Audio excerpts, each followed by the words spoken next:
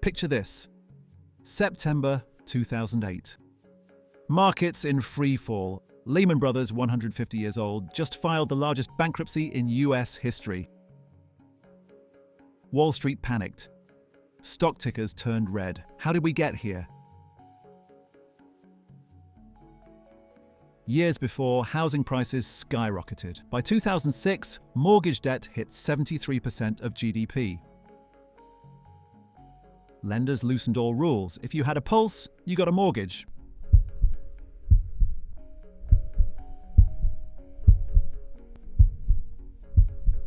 Like Oprah handing out houses, you get a loan. You get a loan. Billions in risky subprime mortgages went to people who couldn't afford them.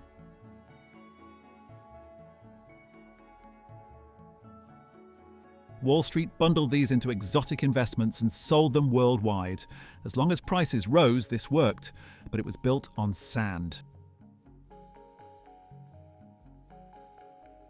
By 2007, home prices fell. Defaults surged. Over 25 subprime lenders went bust.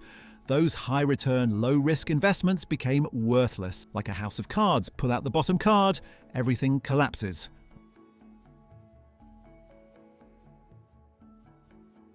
March 2008.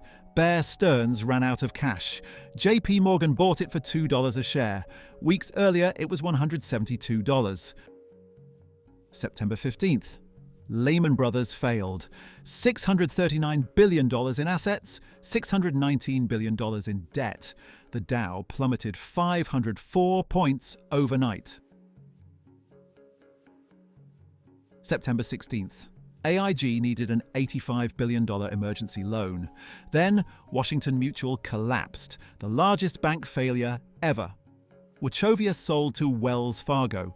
Even Goldman Sachs and Morgan Stanley scrambled for Fed lifelines.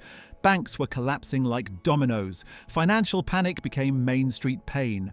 8.7 million jobs vanished.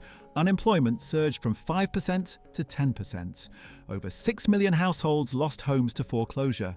Americans lost $11 trillion in wealth. The stock market fell 53%. Families saw a third of their net worth disappear. It was like losing your job and house in the same week. October 2008. Congress passed the $700 billion TARP bailout. Uncle Sam was effectively writing checks to Wall Street. Congratulations, taxpayers! You just bought a bunch of failing banks. The Fed cut rates to zero and began massive money printing. Their balance sheet grew from $1 trillion to $4 trillion.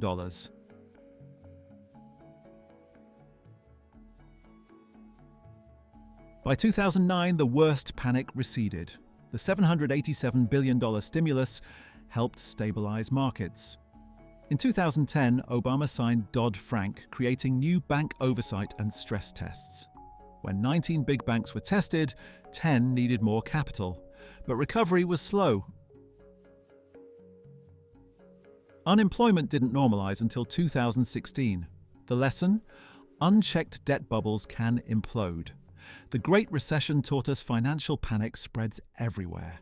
Today, new bubbles exist. Tech stocks, crypto, leveraged loans. Regulators warn history could repeat. We have tools to fight crashes, but new risks loom.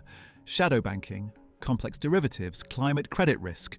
Remember, players and products change, but the rhythm stays similar. Greed and fear, leverage and panic, they dance to a familiar tune. Next time your screen flashes market freefall, you might mutter, "Here we go again." Crashes may look different, but history always rhymes.